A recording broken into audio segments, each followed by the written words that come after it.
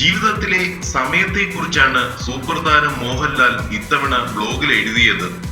സമയത്തെക്കുറിച്ചുള്ള പുസ്തകമാണ് തന്നെ ബോധവാനാക്കിയതെന്ന് സൂപ്പർ താരം പറയുന്നു.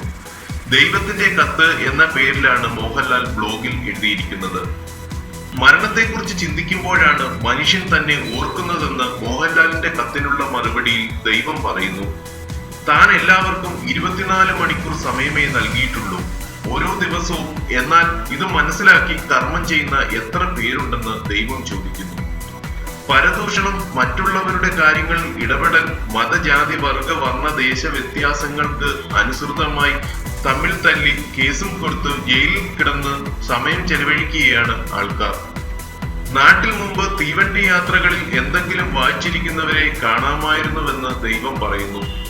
ഇപ്പോൾ എല്ലാവരും വാട്സപ്പിലും ഫേസ്ബുക്കിലുമാണ്.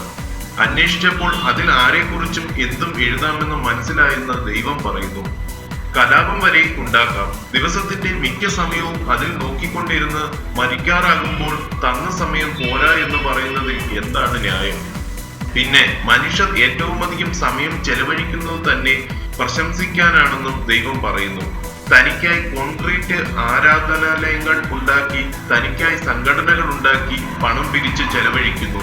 തന്റെ കാര്യം നോക്കാൻ തനിക്കറിയാമെന്ന് ദൈവം ഇവ ചൂണ്ടിക്കാട്ടിക്കൊണ്ട് പറയുന്നു. കിട്ടിയ സമയം എങ്ങനെ ഉപയോഗിച്ചു എന്നതിലാണ് കാര്യം. ബുദ്ധിമാന്മാർ സമയം ഫലപ്രദമായി ഉപയോഗിക്കുന്നു. തനിക്ക് വേണ്ടി ആരും ഒന്നും ചെയ്യേണ്ടതില്ലെന്നും മോഹൻലാലിന് ദൈവം എഴുതിയ കത്തിലുണ്ടെന്ന് താരം പറയുന്നു.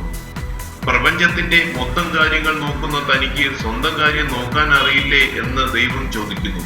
തന്നെയും ദുഷ്ടചിന്തകളെയും വിട്ട് എല്ലാവരും അവരവരുടെ ജീവിതം നന്നാക്കാൻ ശ്രമിക്കുകയെന്ന് ദൈവം കത്തിൽ പറയുന്നു.